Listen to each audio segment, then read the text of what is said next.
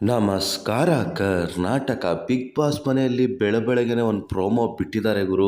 ಅದರಲ್ಲಂತೂ ಸಿಕ್ಕಾಪಟ್ಟೆ ಜಗಳ ಆಗ್ತಿದೆ. ಏನಪ್ಪ ವಿಷಯ ಅಂದರೆ, ಒಂದು ದಿನಸಿ ವಸ್ತುಗಳಿಗಾಗಿ, ಗ್ರಾಸರೀಸ್ಗಾಗಿ ಅದು ಪರ್ಚೇಸ್ ಮಾಡೋ ವಿಷಯವಾಗಿ ಫುಲ್ ದೊಡ್ಡ ಕಿರಿಕಾಗಿದೆ.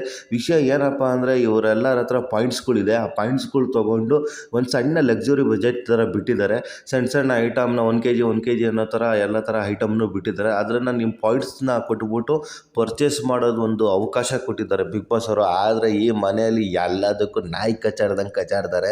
ಒಂದು ಸಣ್ಣ ಸಿಂಪಲ್ ಆಗಿ ಎಲ್ಲರೂ ಕೂತ್ಕೊಂಡು ಡಿಸ್ಕಷನ್ ಮಾಡಿ ತಗೋಬೇಕು, ಏನು ಮಾಡಬೇಕು ಎಲ್ಲ ಇವರೇ ಡಿಸ್ಕಷನ್ ಮಾಡಿ ತೊಗೊಂಡ್ರೆ ಆಯ್ತಪ್ಪ. ಅದರಲ್ಲಿ ಅದಕ್ಕೂ ಕಿರ್ಚಾಡ್ತಾರೆ.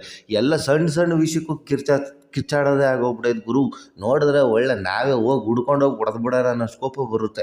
ಆ ಥರ ಆಡ್ತಾರೆ ಗುರು. ಯಾರಿಗೂ ಸಮಾಧಾನನೇ ಇಲ್ಲ, ಯಾರಿಗೂ ಒಂಚೂರು ಯೋಚನೆ ಮಾಡೋ ಒಂದು ಬ್ರೈನ್ ಕೂಡ ಇಲ್ಲ ಇವರಿಗೆ.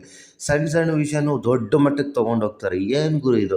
ಇವತ್ತಿನ ವಿಷಯ ಇಷ್ಟೇ. ಗ್ರಾಸರೀಸ್ ಮತ್ತು ಈ ದಿನಸಿ ವಿಷಯವಾಗಿ ಇಷ್ಟೊಂದು ಕಿರಿಕ್ ಮಾಡ್ಕೊಂಡಿದ್ದಾರೆ. ಮತ್ತು ಇನ್ನೊಂದು ಏನಪ್ಪ ವಿಷಯ ಅಂದರೆ, ಈ ವಾರದ ಕಳಪೆ ಬಂದುಬಿಟ್ಟು ಸಂಗೀತ ಅವ್ರು ಕೊಟ್ಟವ್ರೆ.